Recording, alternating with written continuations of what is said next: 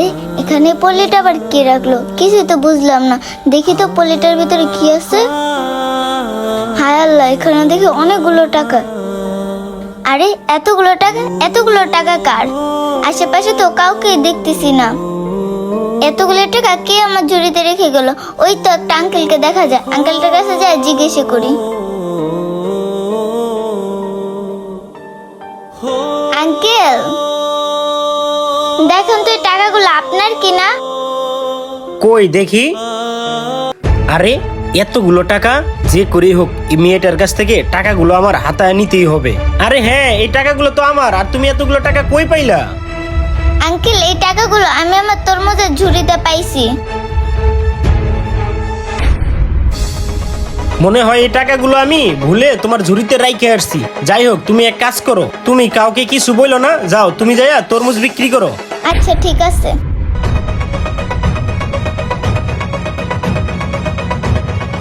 এতগুলো টাকা ও ছেলেটারে দিয়ে দিল, মেয়েটা এই কি করলো?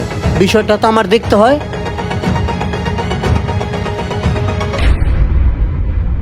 মামুনি শোনো।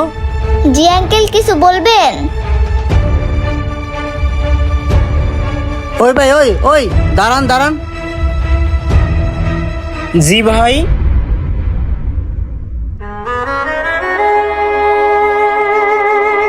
মামুনি, এই লোকটারে টাকাগুলো তুমি কেন দিলা?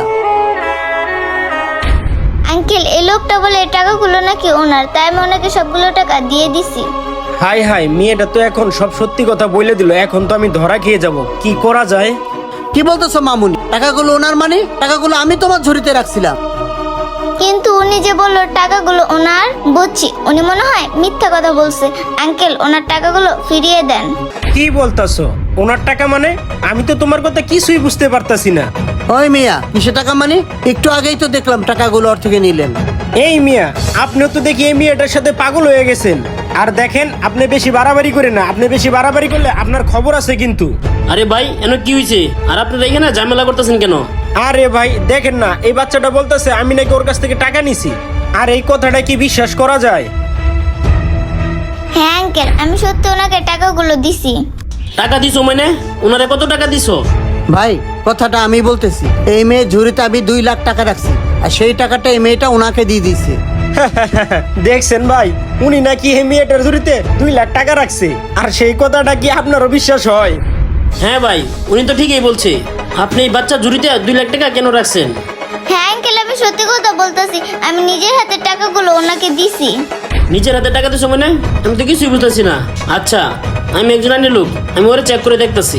আরে কি বলতাছে চেক করব মানে? আমার চেক করলেই তো আমি ধরা খেয়ে যাব। কি বলতাছেন চেক করবেন মানে?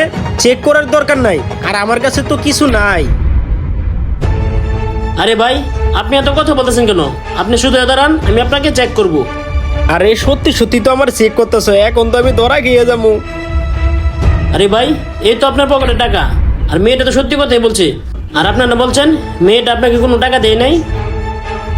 আসলে স্যার, হয়েছে কি, হয়েছে থাক, আপনারা কিছু বলতে হবো না।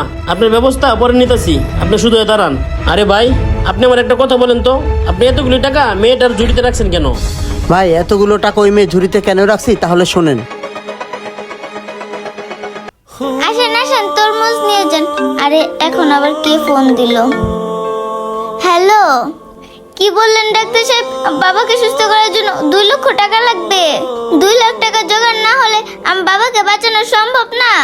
ডাক্তার সাহেব, আপনি আমার বাবার চিকিৎসা শুরু করেন। যেভাবে হোক আমার বাবাকে বাঁচাতে হবে।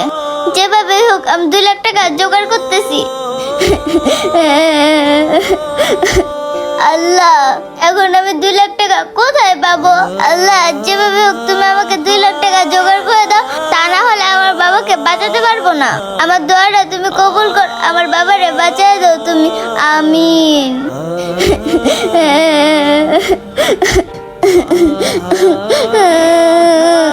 আহারে, মেয়েটা টাকার অভাবে ওর বাবার চিকিৎসা করাইতে পারতাছে না।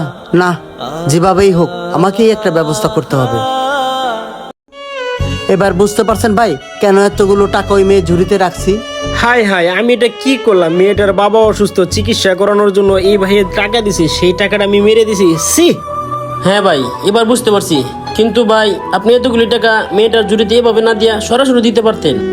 হ্যাঁ ভাই, আমি পারতাম ওরে সরাসরি দান করতে, কিন্তু ভাই আমি জরে দান করব এটা একমাত্র আল্লাহ ছাড়া জানি কেউ জানতে না পারে।